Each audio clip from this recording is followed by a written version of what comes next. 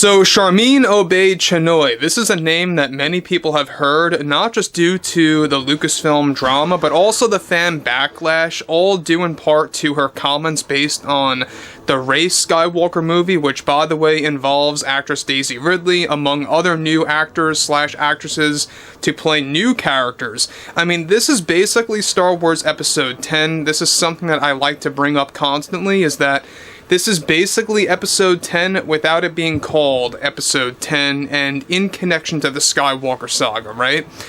This is Mike Zero. Subscribe if you're new and like this video to see future updates. You can also follow me at Mike01. I thank you also very much for the great and kind support. So the whole Sharmeen Obaid-Chinoy firing situation continues. There has been a lot of drama happening behind the scenes over at Lucasfilm, and everything revolving around the upcoming Rey Star Wars movie. Now, what's really ludicrous about this film is that people out there like Daisy Ridley, Kathleen Kennedy, and even, of course, Stephen Knight have confirmed that she will be called Rey Skywalker in this movie. They will be keeping, that attached of what was actually pretty much presented at the very end of the 2019 Star Wars film, The Rise of Skywalker, but yet at the same exact time, they're very hypocritical. They say that this movie is going to have no connection, zero connection to the Skywalker lineage by name or even by reference. And there you have it, she's going to be called Rey Skywalker, so that makes absolutely no sense. But let's move on, shall we? Now, what's interesting about all of this is that there's been a lot of mishaps happening behind the scenes revolving around the Disney heads, the Lucasfilm story group, Kathleen Kennedy, and yes, even both Sharmeen and Steven. Now, with that being said, with Disney still struggling with Lucasfilm to this very day, especially after all the backlash and pushback from the public over their direction for the Rey movie, one major development has to do with the firing of Sharmeen Obaid-Chinoy at Lucasfilm and new truths revolving around all of this. As it turns out, one of the more crucial updates is that Sharmeen ran into many arguments and heated exchanges with both the Disney heads, which involved Bob Iger, and surprisingly even Kathleen Kennedy, after they fired and removed Sharmeen from several projects. To go into specifics, this involved Sharmeen's multi-contract deal that she was recently removed from that was started by Kathleen Kennedy and is only remaining attached to the Rey movie where it stands. She was set to direct a handful of episodes planned and mapped out for The Acolyte Season 2 by showrunner Leslie Headland, a series that completely diverts from George Lucas's Star Wars entirely. The agreed plan by Sharmeen was that she would be paid roughly $2 million for the entire project for directing a total of 7 episodes, something that Sharmeen was demanding to be tripled, up to around $6 million for the entire show. Disney viewed this as unrealistic, especially after their cost-cutting measures going into full effect by the second quarter of this year for all divisions over at Disney. To make the drama even worse, Sharmeen was engaged and, of course, in all of the argumentative conversations and enraged with Disney's decision to up Daisy Ridley's pay grade above $10 million for the upcoming Rey movie, and this resulted in a cost-cutting plan, not just for the budget of the film that Sharmeen was unhappy with, but also it prevented her from making further negotiations for increasing her payout for the Rey movie as a director, as she was still in the talks about the finances behind the film regarding herself.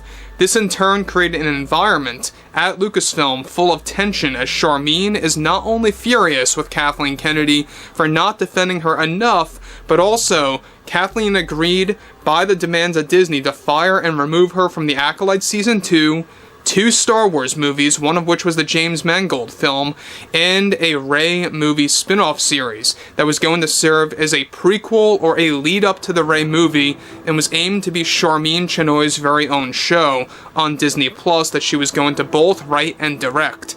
The Rey spin-off series was strictly going to focus on her students, as in Rey's students, and Daisy was in the talks to only appear as a short cameo to tease the upcoming film.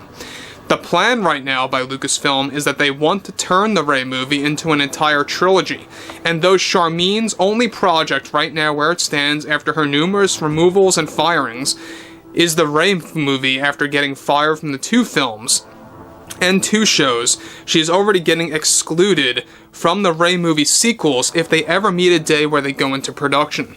This is due to Sharmeen being very problematic behind the scenes with her demands for her payout.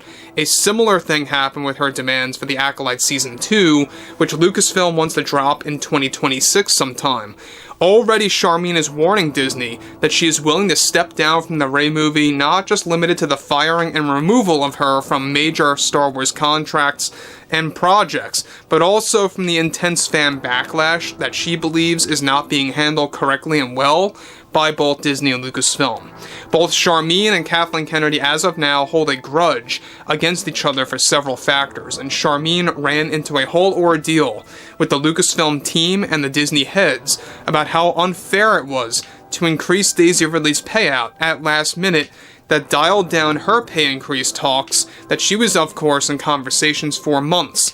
Stephen Knight, the writer of the film, was also heading to course correct the script as demanded by Disney with an updated draft, which will delay filming by a couple of months, which could explain why they made a last-minute announcement of The Mandalorian and Grogu film, which is now said to take its place in the May 2026 slot. So, I don't know if you guys knew this, but there's also a Mandalorian and Grogu film on its way for 2026. Moving on. Now, with Sharmeen also fired from James Mangold's Star Wars movie as a co-writer that she was actually set up for, that was going to focus on the birth of the Force and the First Jedi Order, she already was desperately trying to find a way to get Disney to reinstate her gigs for those movies and TV shows.